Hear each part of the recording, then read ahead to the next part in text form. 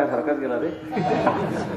तर ना भाग्यवंत नटे हरे कीर्तनात, धन्य जगी तोचे एक हरी रंगी नाचे. नाचण्याकरता एवढं एकच शिल्लक आहे मायबाप. नुकताच हल्ला झालेला आहे. देश एका सदम्यामध्ये, देश एका दुःखाच्या खाईत आहे. शेवटी फक्त 10 मिनिट बोलेल आणि थांबेल. सैनिक तुमच्या माझ्या सारखेच माणसं आहेत, हाडा माणसाचे माणसं आहेत. त्यांना मन आहे, बुद्धी आहे, भावना आहे, कुटुंब आहे, सुख आहे, दुःख आहे, माय आहे, बाप आहे, भाऊ आहे, बायको आहे, सगळं कुटुंब त्यांनाही आहे. ते तुमच्या माझ्या सारखेच एक त्या ठिकाणी कोणाचा तरी मुलगा आहे, कोणाचा भाऊ आहे, कोणाचा पती आहे, कोणाचा बाप आहे.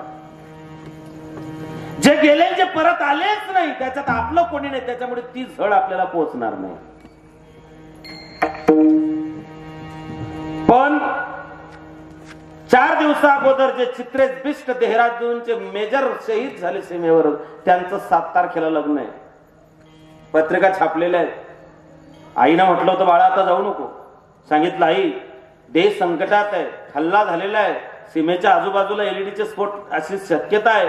गृह मंत्रालयानं अलर्ट जारी केलेला आहे. माझी सुट्टी आता कॅन्सल झालेली आहे. आई मी जातो, 8 दिवस दे, पुढे 15 दिवस मी लग्नाला जास्त सुट्टी काढून येतो. चित्रेश बिष्ट गेले ते पुन्हा परत आलेच नाही.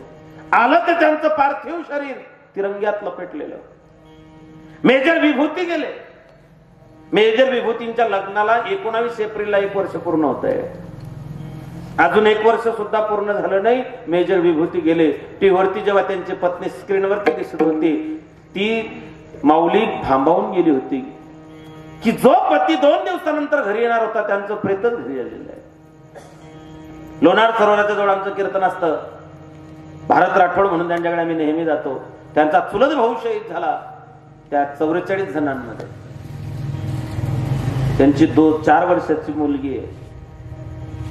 हल्ल्याच्या अगोदर 19 तास अगोदर त्या पोरीने बापासोबत संभाषण केलं होतं की पप्पा खूप आठवण येते पप्पा, 2 महिने झाले तुमची भेट नाही पप्पा खूप मिस करते पप्पा, या ना लवकर. बापाने सांगितलं बेटा उद्या सकाळी 5 वाजता ड्युटी आटोपते, ड्युटी आटोपले की मी घराकडे येतोय. पण तो दिवस उगवलाच नाही. 2:15ला स्फोट झाला आणि बाप त्या स्फोटात गेला.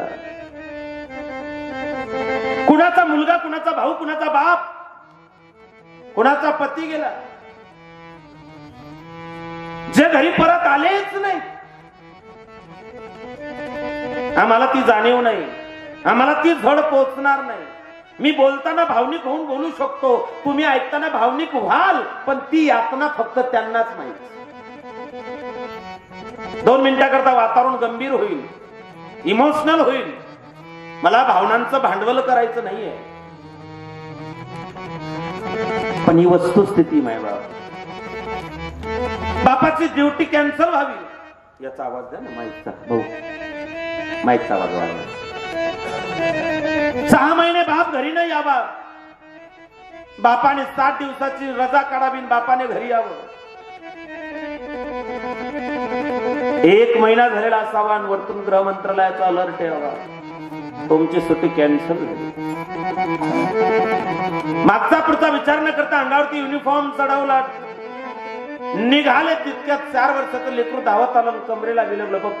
पप्पा तुमच्या सोबत काही बोलायचं, सांगायचं, गुड गोष्टी करायच्या.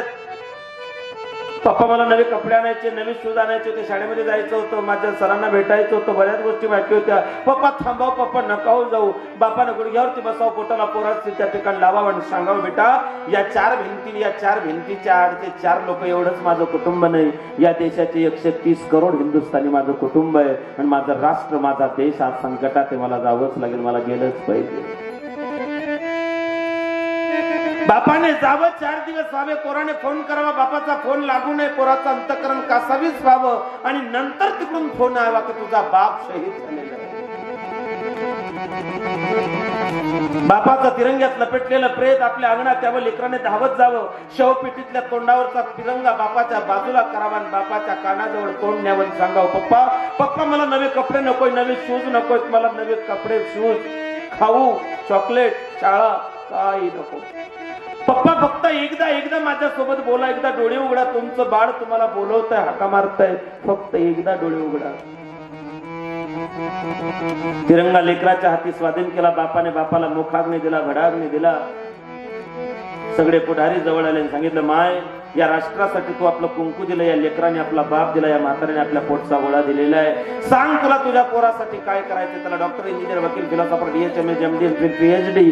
त्या माऊलीनं म्हणावं, दादा मला माझ्या लेकराला डॉक्टर नाही बनवायचं, इंजिनियर नाही बनवायचा, वकील नाही बनवायचा, फिलॉसॉफर नाही बनवायचा. मग मला माझ्या लेकराला एक गावरान देशी गीर गाय आणून द्यायची आहे. त्या गाईचं दूध त्याला पाजायचं आहे. त्याच्या बापाचं अपूर्ण राहिलेलं स्वप्न पूर्ण करण्यासाठी त्याला भारतीय फौजमध्येच भरती करायचं आहे.